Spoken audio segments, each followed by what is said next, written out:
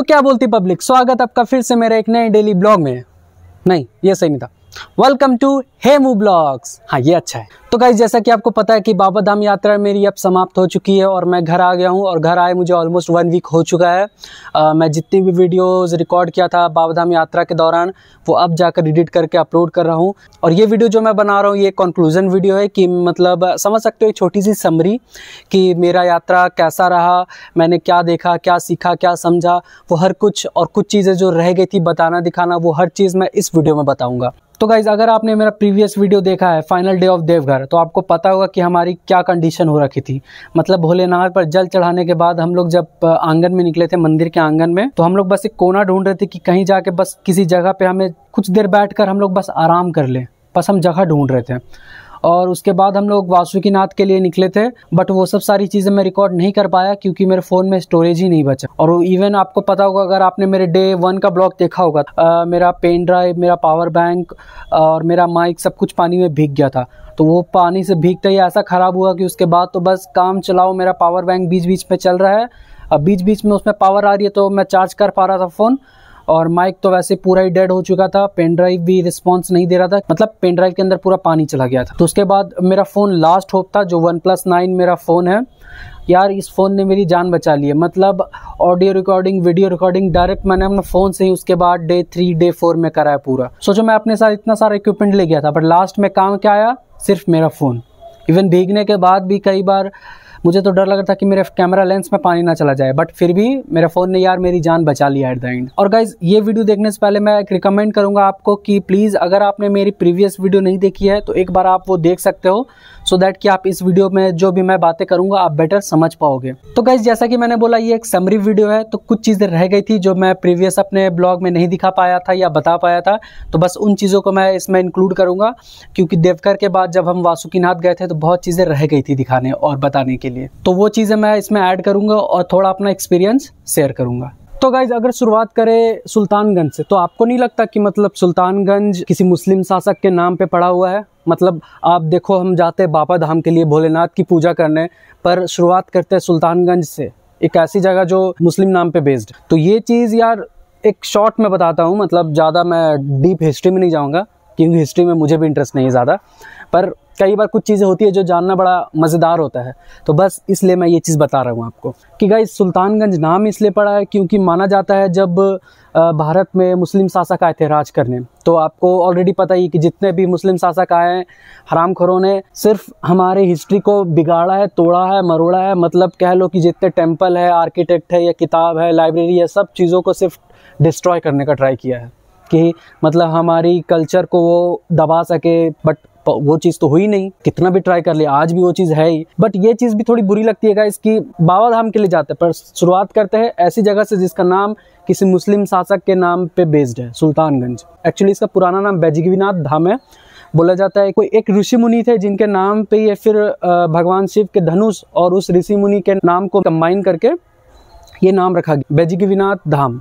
मतलब थोड़ा संस्कृत का शब्द है, मैं टंग ट्विस्टर हो रहा है, सॉरी गाइज। सबसे इंटरेस्टिंग बात यह है कि मतलब सोचो ना कि बोला जाता है जब बिहार और बंगाल के साइड जितने भी मुस्लिम शासक आए, और ये एरिया जो सुल्तानगंज है, ये वो एरिया था जहाँ पे गंगा नदी बहती है। मतलब हमारा सिविलाइजेशन वहाँ से स्टार्ट हुआ है। मतलब जितने भी आप अगर हिस्ट्री में पढ़ोगे कि सभ्यता शुरू हुई है हमारे देश में, ह्यूमन बीइंग का शुरुआत हुआ है जहाँ से, ऋषि मुनियों का शुरुआत हुआ है, वो जगह थी सुल्तानगंज। एक नदी के किनारे एक ऐसी बस्ती, एक जगह जहाँ पे लोग मतलब रहते थे। तो ये चीज़ बहुत मतलब हिस्टोरिकल है। और ये चीज़ ऐसी कि कुछ लोग बोलते हैं यार नाम क्यों चेंज करते हैं हमारे देश में, हमारे स्टेट में किसी जगह की, मतलब इलाहाबाद को नाम बदल दिया और भी चीज़ें हुई, तो लोग इसके अगेंस्ट रहते हैं कि क्यों नाम चेंज कर दिया।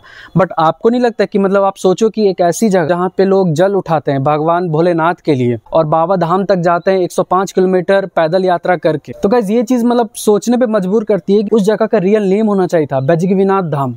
इस चीज़ पे किसी ने ध्यान दिया ही नहीं कि इस चीज़ को शायद समय के साथ इम्प्रूव करते या सुधार देते। मतलब मैं नहीं कहता कि यार हर जगह नाम चेंज कर दो, ये कर दो, वो कर दो, बट एटलीस्ट यार जो हमारी कल्चर है, हम जिससे स्पिरिचुअली जुड़े हुए हैं, उस जगह को तो एटलीस्ट उसका रियल नेम देना ही चाहिए, राइट। कमेंट्स में आप बताना कि आपको क्या लगता है कि यार नेम उसका बदलना चाहिए या रियल नेम होना चाहिए कि नहीं होना चाहिए। हो सकता है कुछ लोग इसको पॉलिटिकल साइड से फिर जोड़ लेंगे कि यार ये वो दिस दैट, तो मैं वो सब में जा ही नहीं रहा। बस मैं एक छोटा सा बात कर रहा हूँ कि यार एक ऐसी जगह जिसका नाम रियल नेम होना चाहिए उस जगह का, बैजकीनाथ धाम। अब सोचो गाइस कि ऐसा हो गया है कि अब लोगों के मुंह पे बैठ गया है कि सुल्तानगंज। बच्चे से लेकर अब जो भी नए लोग आ रहे हैं उनके मुंह पे ही वो चीज शब्द आ गए। जल उठाया जाता है तो सुल्तानगंज से उठाया जाता है, जबकि अब बहुत से ऐसे लोग हैं जिनको ये भी नहीं पता होगा कि रियल नेम क्या है। जैसे कहते हैं ना कि कोई चीज़ को आप अगर बदल के रख दोगे, छुपा के रख दोगे, तो वो चीज़ कभी बाहर नहीं आ पाती है। तो कई बार ऐसा होता है कि अब लोगों को ही लगता है कि शायद उसका पूरा रियल नेम ही सुल्तानगंज होगा, शुरू से ही होगा, बट ऐसा है नहीं। तो ये चीज़ मुझे थोड़ी लगी कि यार बतानी चाहिए आपको वीडियो में। मतलब ये चीज़ मैं उस टाइम नहीं बता पाया था, बट अब लगा कि शायद आपको बता देनी चाहिए। फिर गाइस जब देवघर पहुंचकर हम लोगों ने भोलेनाथ पर जल चढ़ा लिया, उसके बाद उस दिन रात में गाइस फिर हम लोगों ने बस स्टैंड के पास ही आराम करा था, रेस्ट करा था। और फिर अगले दिन हम लोग निकले थे वासुकीनाथ के लिए। तो वासुकीनाथ के लिए जब हम लोग जा रहे थे तो गाइस ऐसा खूबसूरत रास्ता देखने को मिल रहा था। मतलब हरे घास के मैदान, थोड़े दूर दूर में जंगल और पहाड़ों में मतलब बादल भी ऐसा लग रहा है कि पहाड़ के नीचे वो फ्लोट कर रहा है उस तरीके से प्रॉपर। मतलब चीज़ें बहुत अच्छी थी, देखने में ही मज़ा आ रहा था गाइस की सफ़र का। आई नो आपको मेरी बातों से ये चीज़ उतना नहीं पता चलेगा, बट मैं आपको दिखाता हूँ, आप खुद देखो ये चीज़ कितनी खूबसूरत है।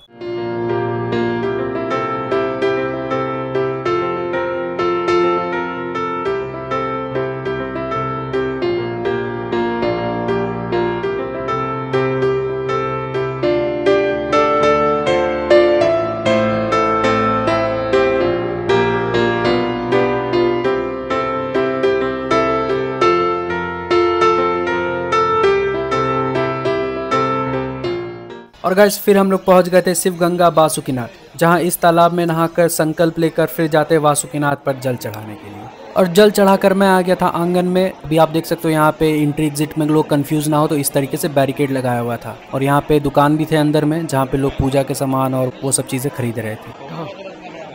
फिर गाइस हम एक ऐसी जगह पे रुके जहाँ पे बोला जाता है ये जगह बहुत फेमस है पेड़े के लिए। मतलब खोआ का पेड़ा आपने कभी खाया होगा तो आपको पता होगा। तो जितने भी बाबा धाम यात्री होते हैं वो जब अपना सफ़र कंप्लीट कर लेते हैं तब वो इसी रास्ते से गुजरते हैं और बहुत मतलब कुछ लोग तो 5 केजी 10 केजी 15 केजी पेड़ा खरीदते हैं। और ये पेड़ा मतलब अपने लिए नहीं खरीदते, ये उनके लिए होता है कि अपने कॉलोनी, अपने घर, अपने आसपास के पड़ोस, फैमिली सभी में वो पेड़ा जाकर बांटते हैं। चूड़ा पेड़ा, कुछ उसमें सिंदूर माला, ये सब चीज़ें मिलाकर हर घर में हम लोग वो पेड़ा बांटते हैं। तो तभी लोग 10 केजी 15 केजी पेड़ा खरीदते हैं। और गाइस अगर मुझे अपना एक्सपीरियंस अगर एक लाइन में बोलना हो तो मैं ये बोलूँगा कि amazing, fabulous, spiritual, never forgettable experience. Mentally और फिजिकली दोनों वे में मेरा एक्सपीरियंस ऐसा रहा कि मैं बता नहीं सकता। पल में उस जगह में उस चीज़ों को इतना एक्सपीरियंस करा है, देखा है अपनी आंखों से और फील करा अपने बॉडी में। तो गाइस आई नो वीडियो काफ़ी लंबी हो गई और काफ़ी ज़्यादा मैंने बोल दिया है इस वीडियो में। काफ़ी चीज़ें एक्सप्लेन करनी थी, बतानी थी, दिखानी थी, तो इसलिए ये वीडियो थोड़ा सा लंबा हो गया है। बट वीडियो पसंद आई होगी तो लाइक करना, चैनल पर नहीं हो तो सब्सक्राइब करना, क्योंकि ये हेमू ब्लॉग्स है। कुछ ना कुछ हलचल मस्ती मजाक तो होता ही रहेगा, बताता ही रहूँगा। और भी आगे के आने वाली चीज़ें आप मिस ना कर दो, इसीलिए बेल आइकन को भी प्रेस कर देना, ठीक है। तब तक के लिए फिर मिलता हूँ अगले दिन। जय भोलेनाथ। भाई मानना पड़ेगा झारखंड सरकार की तरफ से क्या सुविधा मिली है, मतलब हम तो धन्य हो गए। ये बात